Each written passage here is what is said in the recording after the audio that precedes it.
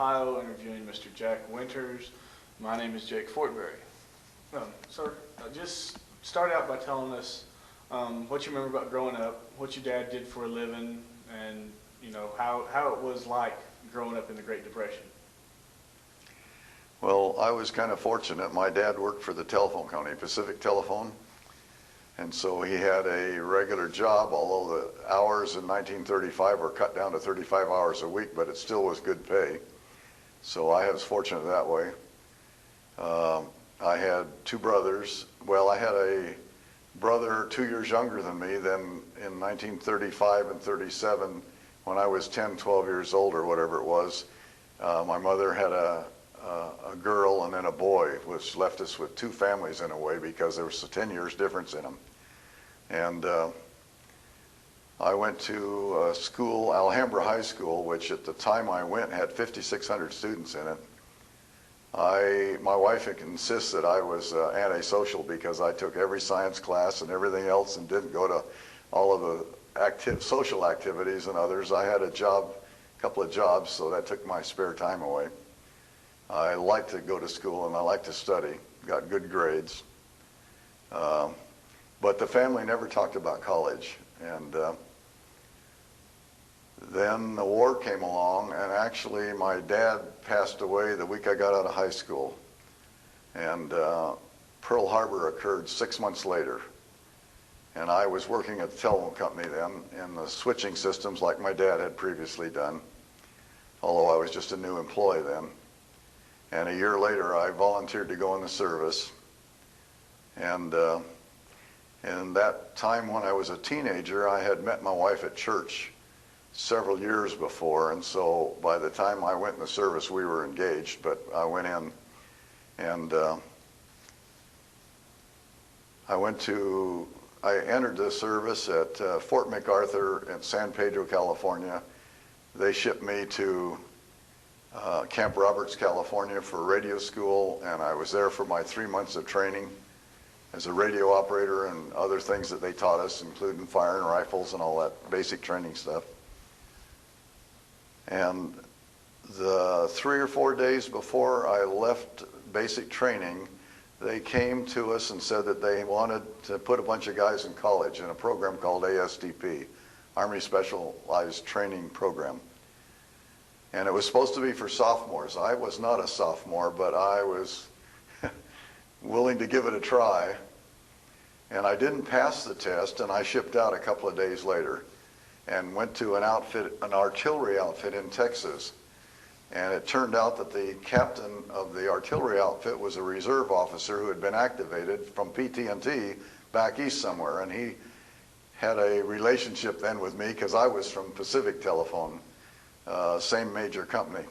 He called me in and asked me about different things, and he said, I understand that you took a test and that you didn't pass it. And I said, yeah, it's supposed to be for sophomores, and I'd never been to college. He said, well, I figured that you were thinking about your shipping out and we're a little nervous about it, so I've arranged for you to take the test over again in 10 days. And in that 10 days, I went to the library and looked up everything I could that I knew I'd had trouble with, and I passed it as a sophomore, and that got me a chance to go to college, which had never discussed in the family before, which I did want to do. And so I went to Texas A&M, and we had a lot of tests. They had tested me and decided that electrical engineering would be the right field for me to go and ship me to New Mexico A&M. And in New Mexico A&M, I took the first semester and passed it, so then my wife's mother brought her to Mesa, Arizona, halfway to New Mexico, and I met her there, and we got married, and then went on back to the college where we were able to do 2.5 more semesters. And I always laugh at the students who say that they take 16 units. It's really tough because we had to carry 30 to 32 units every 11 weeks. And if you got a C, you were kicked out Saturday. Every Saturday, 2 or 3 names were on the board and they shipped out to the infantry.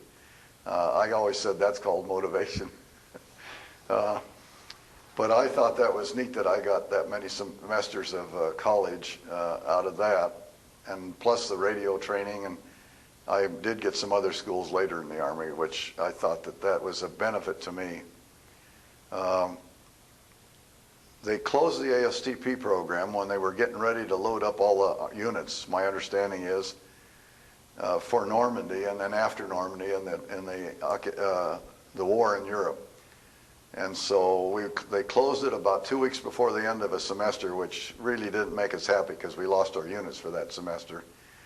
And so Rita went home, back to her folks' home in California, and I went to Abilene, Texas with all the other guys that were shipped to the 12th Armored Division, and immediately was sent into the signal company there. And it was interesting to note that volunteers got to pick their branch of service, and I had been a volunteer, and I got in the signal company, and this Army really was serious about it, because we had the Inspector General's office come once and ask anybody that didn't get the branch of service that they wanted, and they volunteered to step forward, and those fellows were transferred to where they asked. I got what I wanted, so I didn't have a problem. I had an MOS number of Central Office Switching Systems, which they didn't have. And so when I got to Texas, they called me in the orderly room and talked to me and said, "We don't have that MOS number." Well, we need a lineman. So they scratched out my MOS number and put a new one down, says, you're a lineman now, which was all right. It worked all right. And I joined one of the wire teams, and in about a month or two, I was able to find an apartment for Rita. It was about 6 foot 6 inches wide by 22 foot long on the side of a garage. When we pulled the bed down, the bed blocked the whole way. You had to climb over the bed to get to the back of the room. And the toilet was in the room with a partition around it, one of those standing curtains. We were there for 5 or 6 months, and then Rita was expecting, and she got so dehydrated they had to put her in the hospital. And after 2 trips to the hospital, I asked for an emergency leave and took her home. And at that time, we were beginning to pack to go overseas. And so I took her home and came back on the week after I got the 1 week furlough, and we shipped overseas. And some interesting stories happened. I'm not one to stand in the back corner and wait. We were getting all of this equipment packed in big crates. The radios came out of the trucks, the guns came off. All the guns and that things had to be dipped in big tanks of Cosmoline, which is sort of like hot tar, but it isn't hot tar. And the summertime, late summer in Texas was hot. And the first box in the signal company got boxed and ready, and they called some lieutenant out, and he had to put big numbers on this part and little numbers up in the corner here and numbers here and all these stencils. And I paid thorough attention to that, and when he laid them down and went in the orderly room, I picked them all up. And pretty soon another box was ready, and they said, "Where's the lieutenant?" And I says, "I'm taking care of the stenciling." And for the next 3 weeks, I did all the stenciling, sat in the shade of a tree between each box. And nobody questioned it. It was being done. The lieutenant didn't seem to worry about it. Nobody did. Pretty soon they just yelled for winter, and I came over and stenciled the boxes. And another interesting little side incident was I'm too long for their mummy case sleeping bags. I could not straighten out in them. And so Rita went to town and bought duck's cloth, which is a kind of an off-white canvas. She dyed it dark brown, made me a 7 foot long sleeping bag, and sewed in several layers of flannel. And we wrapped it around one of the radios. I didn't know how I was going to get it out of that radio and be at the right spot at the right time, but we wrapped it around a radio and boxed it and shipped it out, and I carried my regulation mummy case to England. We shipped to, actually the route to New York was interesting. Because of the war, we went clear into Canada out of Texas and through Canada on the east-west track and back into New York or Pennsylvania, I'm not sure, down to Camp Kilmer, New Jersey. So the tracks were so loaded going east and west. And we shipped out, I don't know the name of the ship.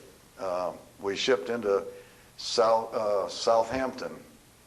And at Southampton, I happened to be on the pier when they unloaded a couple of boxes, and one of them they opened up the thing and my sleeping bag was in it, and I had it out of there in 2 minutes, was on my way. And I had my big sleeping bag, and it wasn't too long down in Southampton there that I met a sailor, a British sailor, and he had a most beautiful thick white virgin wool blanket that the Navy, British Navy issued him. I traded him my mummy case for that blanket, turned my sleeping bag inside out temporarily, put the blanket around it, took string and sewed it in and turned it back right, and I had that in there besides the other layers of material that my wife had put in. At any rate, we went to the Salisbury Plain Barracks. Actually, the Quonset hut we were in, they told us, was a Quonset hut that the 101st Airborne had left during Normandy landing. And we stayed there for a little while. They shipped the division then to Europe on the mainland. And there was interesting that there was a contingent of fellows that stayed behind. They had a lieutenant and one man from each outfit, one from each battalion of infantry, one from each battalion of tanks, one from each battalion of artillery and the auxiliaries. And they asked me to stay in England for a month or so with this group representing the 152nd Signal. In a sense, I wasn't representing them, but I was from them. And they sent us over to Bristol, England, and we were to find lost equipment. Every morning we got up, the lieutenant says, I got a teletype that says there's a 6x6 down in such and such a harbor, and also there seems to be 10,000 stretchers there. Two of you take a Jeep down there, one of you drive the truck back with the stretchers, and the other guy bring the Jeep back. And every day we did that all over England till we had a pile of equipment and 35, 40 vehicles of all kinds. And then we went back to Southampton. This would be a month after our outfit had got to England. And we went across the channel up to my history isn't that good anymore after this many years. I believe the Seine River, and the Seine River tides were such that we had to drop anchor for about 4 days off the end of the sandbar outside the river. And then when the tides came way up, we took the ship up the river for 2 days to Rouen and pulled into Rouen and unloaded all this, and then took the convoy clear east of Paris to catch up with our outfit. And it was getting to be, I guess it was about November by then. It was just before Thanksgiving when we found them. And then I was back with my signal company. And from then on, we were running wires, and they were in combat. And they broke up our wire teams into a wire team for the Combat Command A wire team for Combat Command B, and a wire team for Combat Command R Reserve, and a headquarters wire team. And I was fortunate enough to get the headquarters one. That was a little better than the combat commands, in my opinion. I went up to the front at times with a wire, but I didn't stay there. I stayed back a mile or two with headquarters company, basically. And I believe we had 2 more wire teams that were, I don't know what they did, but I think they were used where they were needed when we couldn't handle it all. And so I stayed with headquarters company wire team for the duration of the war. And our wire team was a 7-man wire team. Let's see. We had a sergeant who was over the wire team, a truck driver named Larson. It's the only name I remember anymore almost. 5, 6, 7, yeah. And 3 other fellows who did not really climb, and they also didn't like to work very much. And then Christy and I climbed. And we finally came to a mutual agreement if we did all the climbing and putting all the wires up. And we had to do that because in the tank division, if you left the wires on the ground, the tanks ran over them and cut them up. So every wire laid down had to be laid up in the air 16 foot. And so Christy and I put everything up 16 foot. The other guys ran the truck down the road and laid the wire out. We were on our own with a Jeep following the wire wherever it went, day after day, night after night. We had no hours. It isn't like civilian wartime, peacetime, I mean. We might be running wires for 36 hours, then get to sleep for 2 hours, and then they decide they got to move and run some more wires. So and we never got to the mess hall the whole time, the mess truck, the whole time of combat, because we were out running wires. We ate off the tailgate of the truck, and the particular truck we had was a 6x6. In England, we had welded big racks to hold about 100 I'm not sure how many, but like 100 big rolls of wire, and they were about 150 pounds apiece.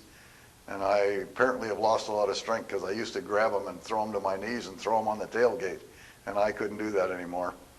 But we also welded a rack of 2x12s, two of them, halfway down because the 6x6 is so high that you couldn't jump on it easy, but with this step up there, we could get in and out very easily. And we liberated a pot-bellied stove and put it on the tailgate. And when the temperatures got below zero, it didn't really warm us, but the two of us that climbed wore wool gloves and then leather gloves. But when you climbed one pole, the warmth of your body melted enough moisture, your gloves were sopping wet and starting to freeze. So we used to come off the pole and put our hands on the pot-bellied stove till they steamed, and then steam the back and steam the front again. Then we could climb another one because it was so cold. And we also, and since we never got to the mess truck, we took our rations and would open the little can of the C ration and so that it wouldn't blow up, and open the lid, and then we'd put it on top of the pot-bellied stove, and at least we could have warm ration on that little can. And then we also, once in a while, had to take turns at guard duty, and we always managed to liberate from the mess truck 2 or 3 loaves of bread.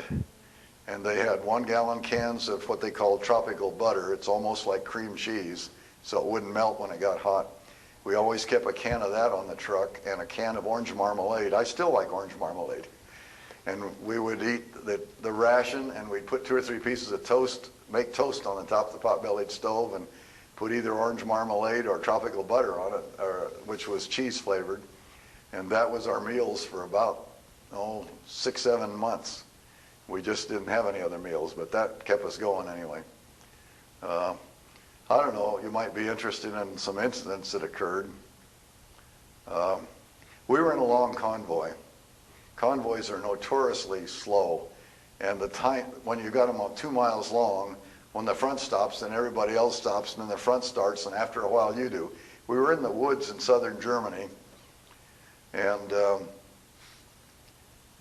every 15, 20 minutes, an Me-262, which was the first jet to fly in combat in the world, he'd come by with a couple of 50-pound bombs and try to drop them on some truck. And 15, 20 minutes later, here'd come another one. And one time, one lined up on us, but and the snow was 3, 4 foot deep, and it was cold out. And I had my sleeping bag and a stretcher wired in the truck over the racks that held the wire, and I had the sleeping bag just wired there. I mean, my stretcher wired there permanently. I had confiscated a stretcher for my bed. And I said, I'm not getting out of this truck anymore. And Christy, the guy that climbed with me, said, we're not getting out anymore. They don't even come near us.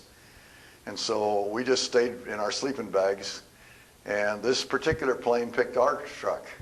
And he dropped the bomb at about 25 foot, but we were on a hillside.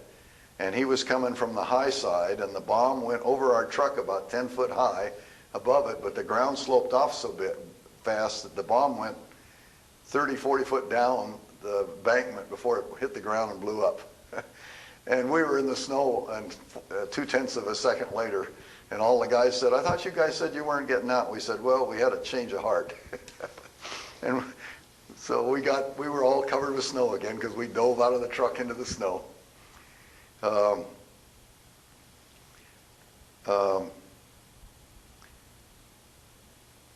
We went through the southern end of the Black Forest, sort of near the German border, all the way to Austria. And the war was winding down. Germans were everywhere, and they were trying to surrender, especially the Wehrmacht, the draftee ones and all. They were not real gung-ho like the SS officers. And if we weren't in a town too long, then we didn't have to run any wires. And so we were getting bored standing around. And Christian, myself, and a couple of other GIs, we found a guy who was supposedly a underground guy from Yugoslavia with an old antique rifle. He said he'd show us where Germans were down in the Black Forest, back in the back country. So we took off and got way into some of those houses that looked just like you see in the pictures. The people lived on the second floor, and all their animals were on the first floor, and they had a big farm around it in the Alps. And we were going through the house, which petrified the people. They lived pretty good out in the woods because they had their own animals and all to eat, so they weren't on rations like the rest of Germany. And they were petrified to have soldiers going through their house. And I looked out the window, and there's 6 or 7 German soldiers changing uniform, putting civilian clothes on. So I yelled at all the guys, and we dashed out there and made them put their uniforms back on, and we took them back to town. And one of them was an English teacher. He taught English. He didn't speak it real well, but he spoke it pretty well, knew English. And we talked on the way, and they were just plain petrified. They were going to disappear and try to get home. And so we took and turned them in. Another time when the war was winding down, we captured a town. I should say the infantry and tanks captured it, and we moved in within an hour. And it had a railroad switching yard, and it had an electric engine there when all the wires had been pulled off. They hadn't damaged anything. They just unbolted all the big cables and all. So 2 or 3 of us there in our wire team that knew electricity, we wired and wired till we had the train running, and we ran it up and down the switching yard for a while. And that got a little boring, so we opened the gate and took off cross country. And we got way out in the country, and at that time in the 1940s, a farmer who lived near each road crossing had to go out and open and close the gate whenever the train came. He knew the schedule and all. And we got 5-10 miles out of the town that had just been captured, and we stopped and we saw this farmhouse, so we went in it, and it was a rather large one, and there was probably extended family in there of 2 or 3 women with a lot of kids and 2 or 3 grandparents. And that was total panic in there when 2 or 3 soldiers walked in. And I wore glasses ever since I was 9 years old, and it was cold out. And I opened a door on the first floor, and my glasses fogged over totally. And I saw 5 green uniforms, which I knew the color immediately was German uniforms. And I took my glasses off and bluffed my way by putting them up here, and I had only a pistol, and I cocked it. And it turned out that they were men who had been on the Russian front. They'd been in the town at the hospital. They were so bad off that raw bones still showed on their legs and all from freezing. And the people had hauled them out and put them in the, somehow got them out there and hid them in the farmhouse to get away from the war. And so, actually, I wasn't in danger, but I didn't know it. I thought I had really stuck my foot in it when I opened the door, and there was 5 green uniforms there, and I couldn't see. We took them out and put them on the train and took them to town, and we got a hold of the MPs and a medic, and he said he'd never seen anything so bad in his life in the way of frostbites. And then we didn't see them anymore, but at least they went to the hospital. And then we got back to town and found out we'd only been in enemy territory about 6 or 8 miles on our own. And I remember one time we got so far ahead of the lines that they had to bring gasoline into our tank column by airplane. They brought in 3 C-47s, that's the twin engine propeller job, and they had, I don't know what, 4,000 5-gallon jerry cans in each one. I don't know what it was, but it was an unlimited supply. And they brought them in just before dark with fighter plane protection. And they landed, but while we were waiting for the planes to come in, an ME-262 came in, and this particular air base was like one of the permanent military bases in the States. They had barracks for the families. The families were still there. All of the fighter planes had been flown out by their husbands before we got there, and the wives and kids were all in their barracks still. And we sort of set up a big perimeter around the whole air base to make ourselves a place for the night, which included their families and all. And we were all sitting around there waiting for the planes to come in so we could get the gas. And here comes an ME-262. He makes a pass around the field, and he puts down his flaps and he puts down his wheels. And everybody said, we're going to get one that's all intact and capture it. And about 10 foot off the ground, some guy with a trigger finger that was a little itchy pulled the trigger and shot some tracers across him, and he kept right on going. Everybody was yelling at him after that. But it was kind of interesting. And since I wasn't actually getting shot at, I had mortars come near me, I had artillery shells come near me, and I had, once I was in an open field and an ME-109 strafed me and put tracers down both sides of me without touching me. I don't know why the shrapnel didn't, because they're explosive bullets, but I didn't get touched. But I wasn't like the infantrymen where I had it, and the tank guys And so I found that some of this stuff was very exciting, watching the German planes. And whenever we really were being bombed by ME-109s, ME-262s with their little bombs, I would go sit under a quad. If I wasn't busy and I had time, I'd run over and sit underneath a quad 50 and sit on the ground. And when you sit there, you can see the bullets going up. And I figured that's as safe as anywhere, as being out in the open, because he had a lot of guns shooting back. There was danger, and you have to be careful, but I also found it an exciting time in my life. The war ended, and then they moved us around with point system. I can't remember for sure, but in a basic idea, you got 1 point for every year you were in the service, 1 point for every year overseas, and 5 points for each child or wife you had, 5 points for each medal, like a good conduct medal and other medals. You got 5. They added them all up, and I had 89 points, I think. They moved you around to outfits so that everybody had like 80 points, another outfit had 90 points, another had 100. The highest point ones went home first, because I don't know how many they had, but they had millions of people in Europe, and they didn't have C-47s to bring them back, or 747s to bring them back, so they had to bring them back. And it took us from April, when the war ended, to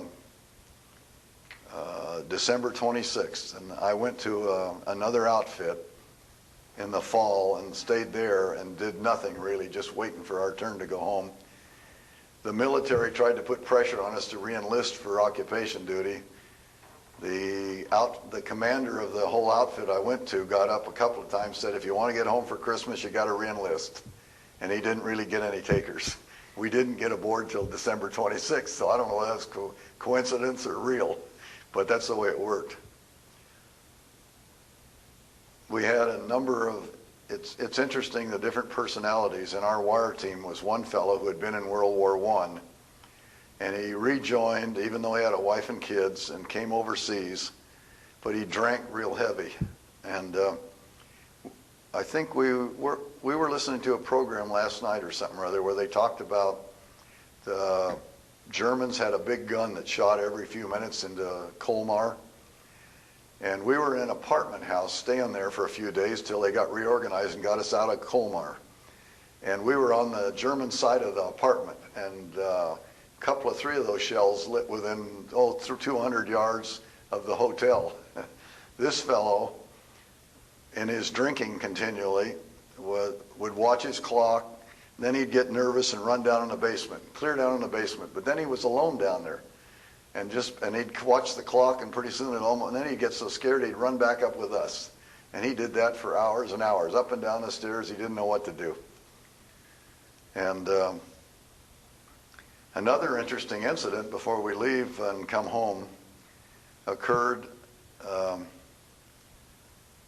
Christy and I were out putting wires up and following the wire that the wire team had laid in a real bad blizzard all night long. And we got it all done and got back to where the lieutenant over the wire teams were, and he said, well, I want you to go take it all down because I don't want to have to account for it. I had you run to the wrong town.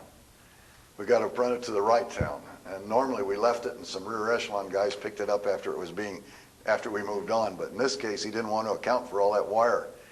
And Christy and I were not real happy about that. So we were out climbing every pole and letting the wire down. And the wire team guys had a power pickup. They were winding it up on the truck.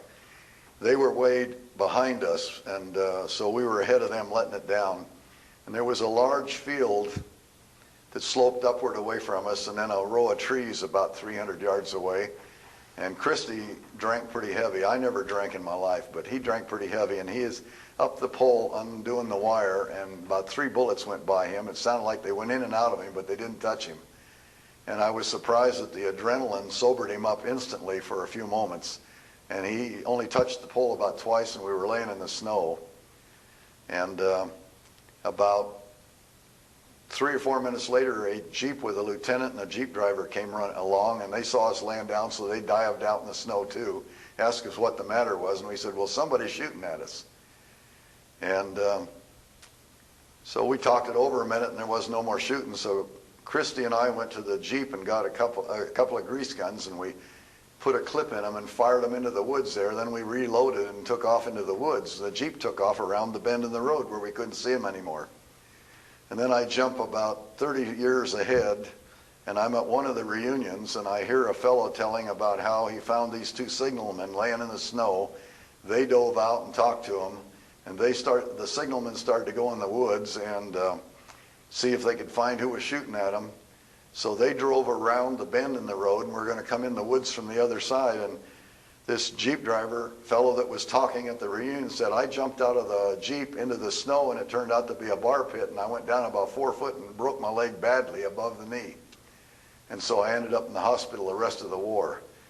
And he says, that German patrol there, he said, I hope they didn't give those two signalmen a bad time. And then I said, well, it wasn't really a signalman. I mean, it wasn't really a German. We found a GI up there, and he was upset because the bullets had lit all around him when we'd sprayed the woods. And he wouldn't tell us his outfit. He'd been shooting at a rabbit, and it happened to be the rabbit was on the knoll, and the bullets went right by us. And he says, I broke my leg for a guy shooting at rabbits. And so he said, now you ruined my whole story about how we were out there with a German patrol, and I broke my leg trying to help some signalmen. Anyway, we had some interesting things like that. My personality is that if I can't do something about it, I just accept it and go ahead and do it. So I can't say I was petrified all the time, although I knew I was in danger and I had to be careful. But I didn't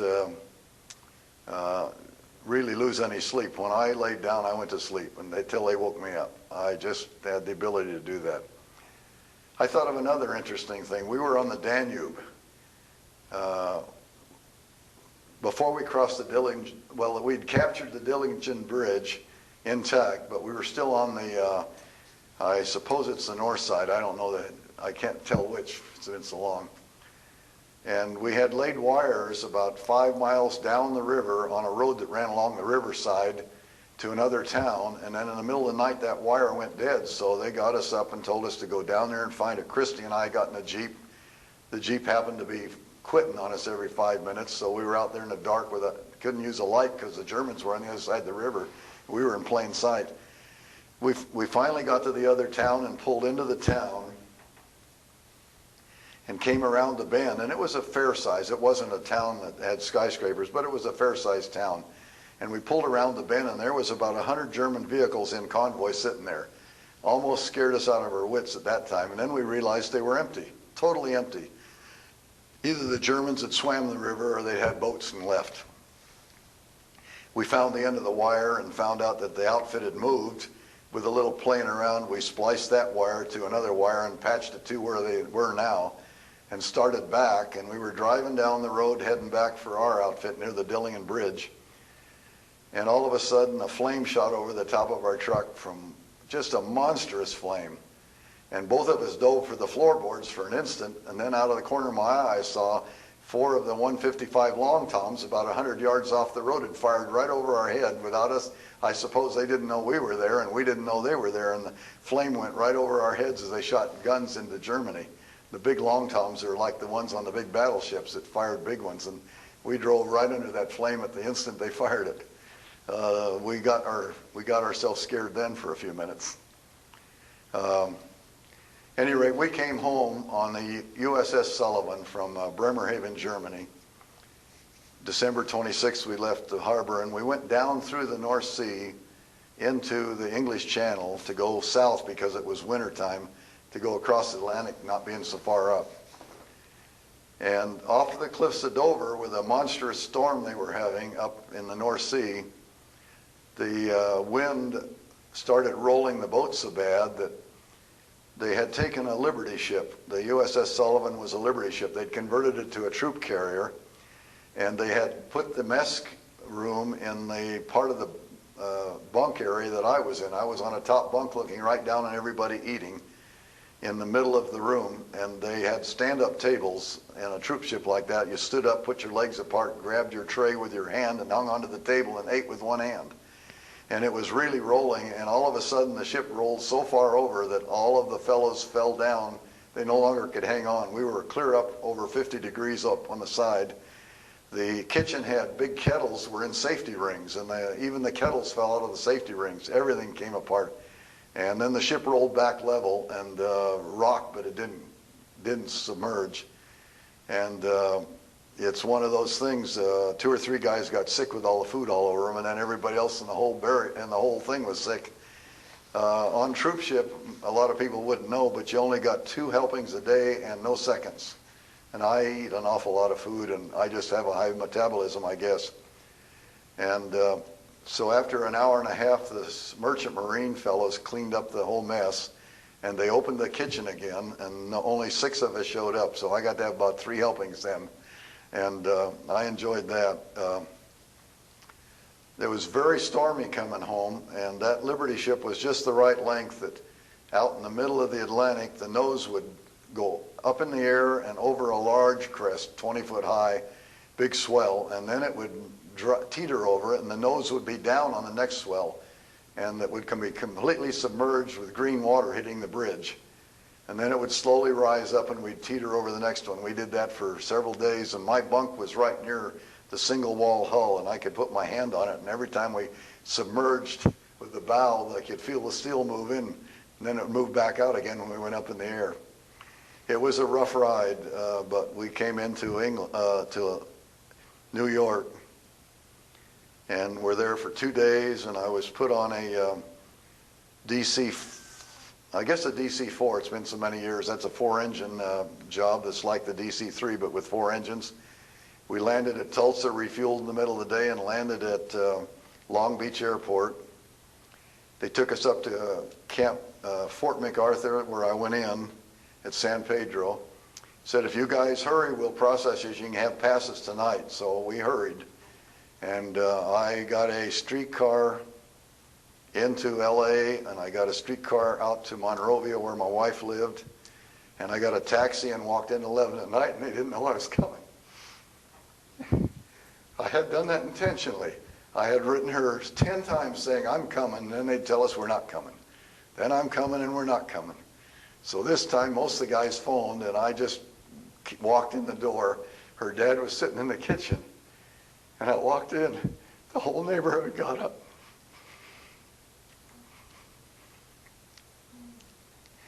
It was real exciting.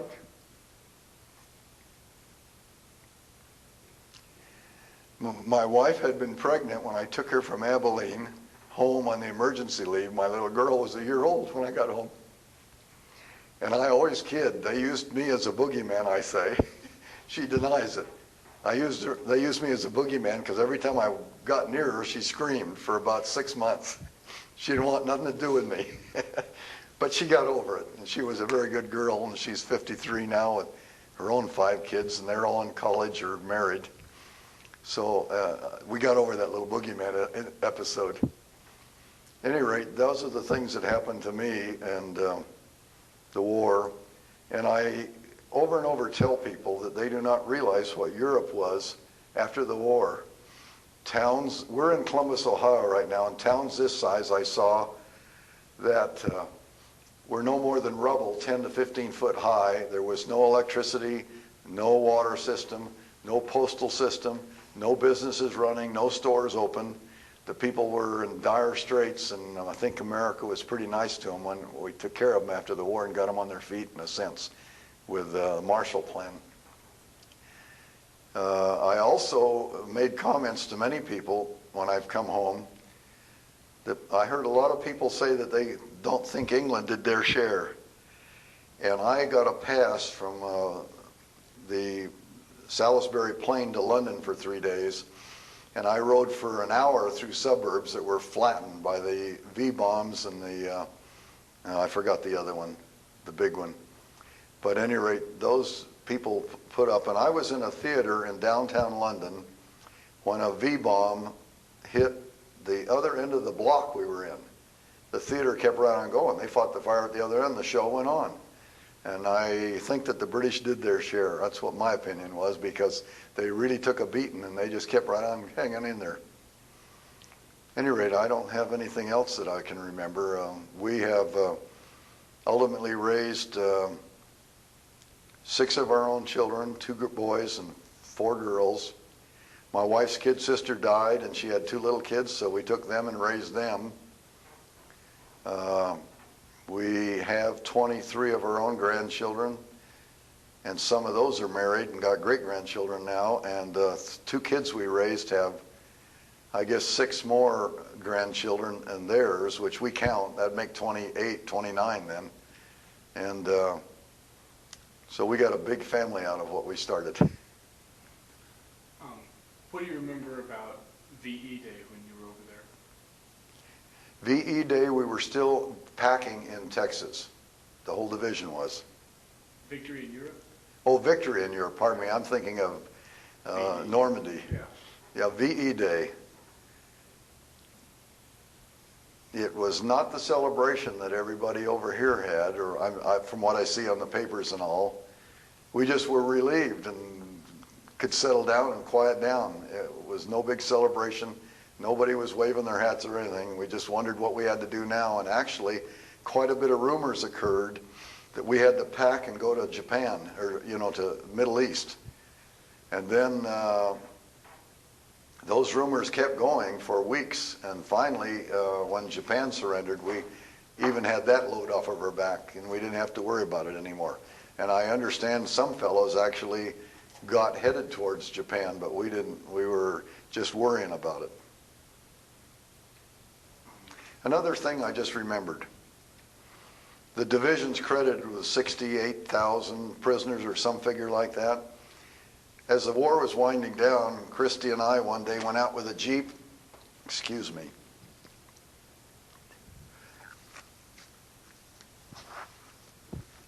Christy and I went out with a Jeep into the Austrian Alps. And we come around a bend. Well, we come around a bend, and there's about 60 or 80 German soldiers marching to cadence with an officer counting cadence down the street.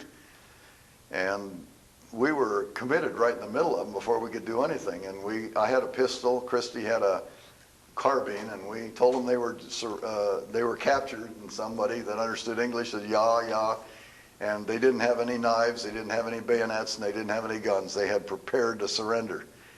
And we marched them for a couple of miles back with the Jeep at one end and me or the other fellow walking at the front of the column all the way until we found a railroad detachment and turned the men into a lieutenant there who wasn't too happy to have them all, with about 5 railroad detachment guys.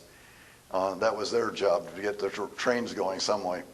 And then I mentioned the time we were in the woods and found 5 or 6 Germans and took them in. We turned them into some outfit that was not our 12th Armored.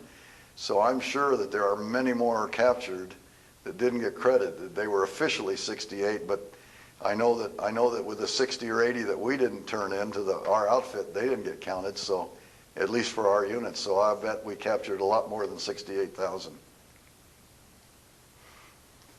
What do you remember about the German people, the civilians, like during the war and then during the occupation? I've talked to several Germans during the war and afterwards, and many of those thought Hitler was their savior. He had taken them out of the Depression and helped them out, and they were worried about what did we do with their leader, Hitler.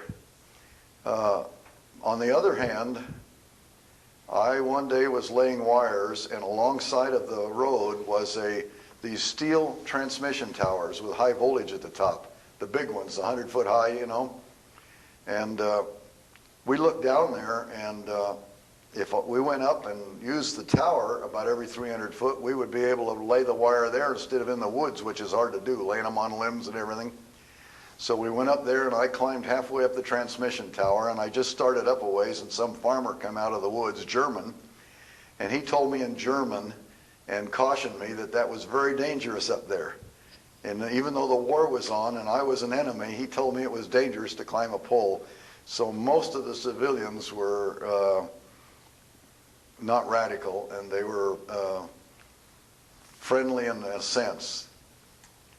I had a real another incident in Alsace-Lorraine, and that's a little different. Alsace-Lorraine was an area that, part of it anyway, where the Germans came in, I think in 38 or 37 or somewhere like that, and then made them speak German. And we had just cleared that. That's not too far from Herlisheim. And we had just cleared that area, and it was Christmas time. And so our wire team went to this house in Allied territory. We were told to ask if we could use a room for the night, not just barge in and kick them out. And we asked them if we could come out of the cold, although they only heat their kitchen. Even today, we've been back, and they only heat the kitchen in little towns. But at least we were out of the outside weather, and they gave us a bedroom to put our wire team on the floor there.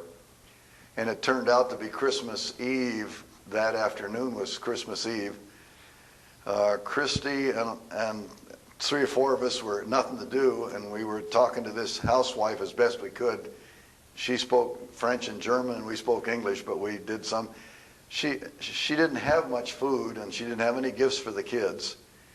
And we managed to get the understanding was that there was a French farmer down the road who was a collaborator with the Germans. So Christy and I got in the Jeep and drove down there, and we sort of scared him with the guns. And he came up with a goose and some potatoes and turnips and some other things like that. And we came back, and she cooked a big meal for her husband who had just escaped from a German work camp, and her kids and us. And we had a big meal in the evening. And Christmas Eve is the big time there. And they got a different tradition than we do on Christmas. And a lady comes, and I don't even know the French name for her, but she had what would be like a wedding dress on, all white, with a veil on so you couldn't see her face, and a tiara on her head, all white and all, and she had a big willow. And she came to the front door, and the little kids, it was sort of like Santa coming to the front door, and she came to the front door, and they invited her in, and she lined everybody up, and the little kids lined them all up, and a couple of us soldiers snickered and did things, and she switched us for not moving promptly, and the kids thought that was great. And we had given the mother some of our candy bars out of our packs and rations, and she had those. And their tradition, she left them with instructions to memorize certain scriptures out of the Bible, and she wanted them to recite them to see that they'd learned them. And if they faltered, they got a switch. And then they went on some more and got another switch, and if we snickered, we got a switch. And after the whole episode done of reciting their scriptures and all, then she got out her candy bars and gave it to them. And I really wanted to find that family, and we went back 6, 7 years ago, and I spent days looking for that place, and I could not find it. And I wanted to maybe take some things to them, because they gave us Christmas. It was real interesting. And I really wondered what happened to them, because they were really nice to us. They had just the one room heated, and they had one carbide lamp, a little tank with a little bit carbide gas coming out. That's the total light they had in the house.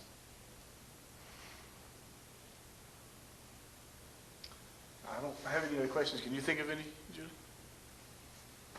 And if you don't have anything else, that's all I really think of, Jack. It's blinking. A thought that came to me while we were on occupation duty. I was sent to Paris from Germany, and I went to a microwave antenna radio school for 2 weeks. And it was, since the war was over, we just had regular business hours in school, so we had every evening off to go to Paris in town. And I got to go to the Louvre, and I spent 2 days in there because I like to read every single label. I never did see all of it, but I was able to take my family back, at least my wife and youngest son back 5, 6 years ago, and we went and spent part of the day there again. The microwave antenna was interesting that I never used that particular schooling, but oftentimes in my job, I needed to understand the fellows that worked on them and understand the theory of them, and also I did have the schooling, even though I didn't have to actually use it, but I could speak with those that needed to. And I came back, and I had worked for Pacific Telephone Company before I went in. They kept my job open. They gave me my raises that I would have got for the 39 months I was gone, and I came back and started there with them. I worked in the switching systems there for quite a while. I became a foreman over a part of the office, and then I changed to general telephone and electronics.